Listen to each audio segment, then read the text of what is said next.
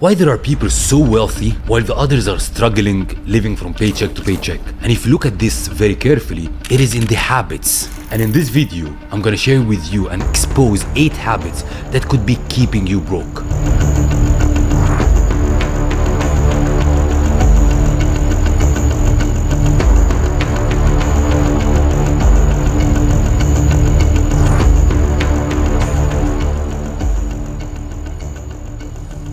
So let's go to habit number 1, which I call the image addict. These are the people who live way above their means. Way above their means to do what? To impress others.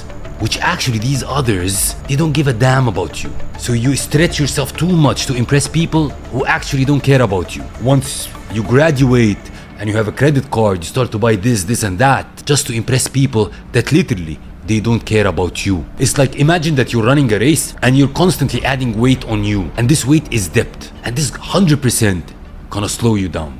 Look at the celebrities around you who used to earn millions and went into bankruptcy because of what? The lavish cars, the lavish mansions, and so on and so forth, but they couldn't sustain it. And that's the problem of the image addicts. They spend way too much, they stretch themselves too much to impress people that actually don't care. That's habit number 1. The second habit is the opportunity dodger. These are the people who constantly miss on opportunities because the fear of failure, they're waiting for the perfect time that never comes. They just get the opportunities, they sleep over it, but they never knock on the doors for opportunities. So these are called the opportunity dodger. Imagine that you're sitting on a train station waiting for a train that's already left. You missed the opportunity. I once had an opportunity that created hundreds and thousands of dollars, and I called a friend. And I said to this friend, I have this opportunity, are you in with me or not? The guy said like, okay, give me a couple of minutes, I'll call you back, I run the numbers into my head, blah, blah, blah, blah. The guy didn't call back. He waited 10 days and he called me back, said, I'm in. And then I said, it's already gone. Because I already called 3-4 people at the same time. The people who were fast to make the decision and not waiting for the perfect timing got the opportunity and made hundreds and thousands of dollars. So these are the opportunity dodger, and there is a lovely quote that I love, which says, indecision and delays are the parents of failure. That's a lovely quote. Don't be the opportunity dodger. Habit number 3, which I call these people the quick trigger. These are the people who rush into decisions super fast without even thinking about it. And I said super fast. Speed is needed, but not super fast. You understand? Like, let's give an example. Imagine that you're driving your car at a super high speed without a map, to suddenly understand that you're heading in the wrong direction. And that's the issue with super speed. I had a friend who was super fast in hiring and firing. He had a position open, he started to hire a friend of a friend, without even knowing the objective, without even thinking about the issue that he has, which is an empty seat in his organization, and kept hiring and firing. These people I call the quick trigger. Make sure that you are not that type, because a lot of waste comes from it. There is a lovely quote that says, haste make waste. Be careful of this and don't be the quick trigger. Habit number 4, it's the micromanager.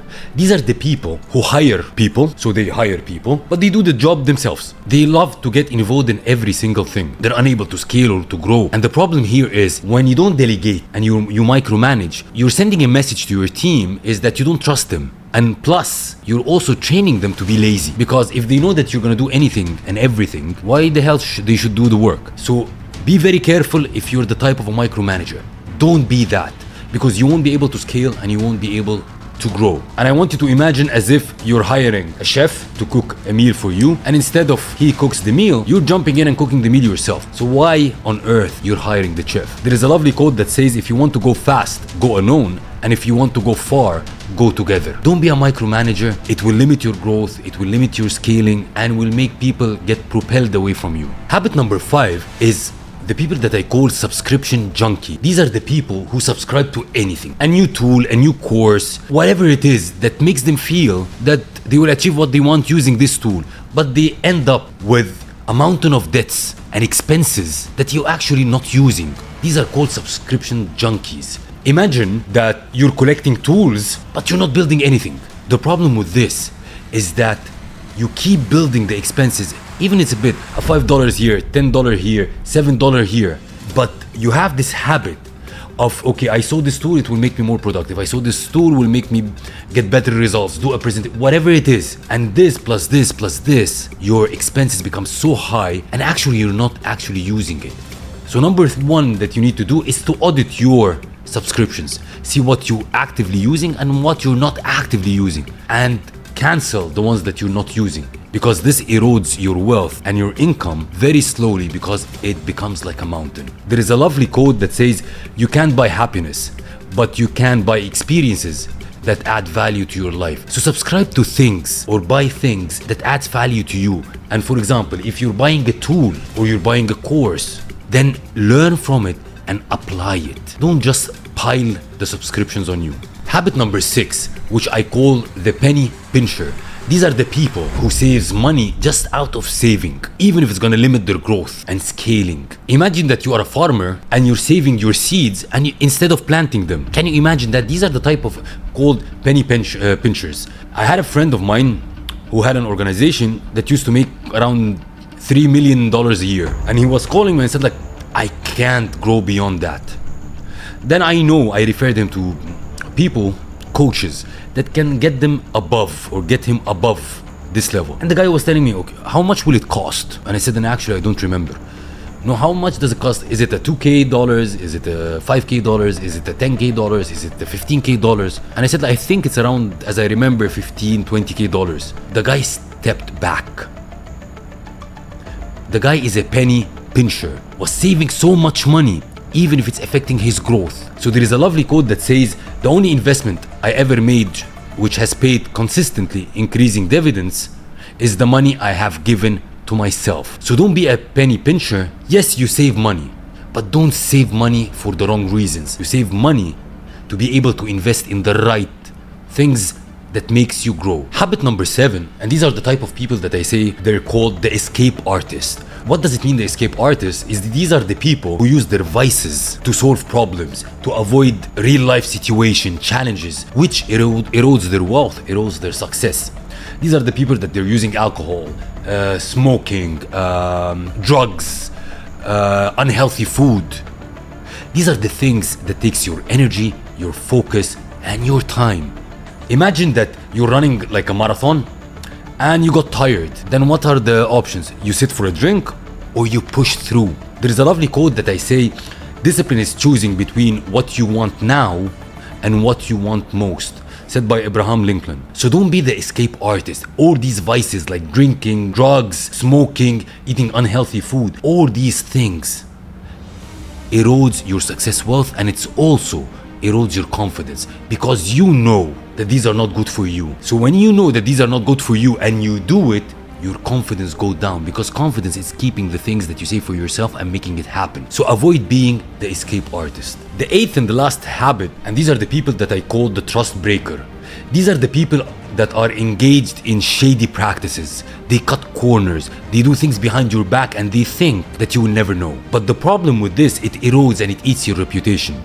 These are like the people who are getting commissions behind your back and smiling in your face. But the point is, the truth will always reveal itself. And once the trust is broken or the reputation is harmed, it's gone forever. So avoid being that person. And the problem with that is like, imagine that you're trying to plant a seed in a bad soil and you expect it to grow and becomes good and nice. It's impossible to happen. There is a lovely quote that says, it takes many good deeds to build a good reputation and only one bad to lose it. I'll give you a real life example that happened to me. I got to know a person where we have a connection with a friend of mine. And that person, I've never knew him before. And he wanted to do a business. The first thing, I talked to my friend and asked, how's this guy? And my friend, because I trust him, he said like, he's a trust breaker. He do shady things. I never answered that guy call anymore. Because once the reputation is broken and the trust is broken, you can never recover it. So don't be the trust breaker. We've covered the 8 habits that could make you or could have made you already poor or broke. These are what? The image addict, the opportunity dodger, the quick trigger, the micromanager, the subscription junkie, the penny pincher, the escape artist, and the trust breaker.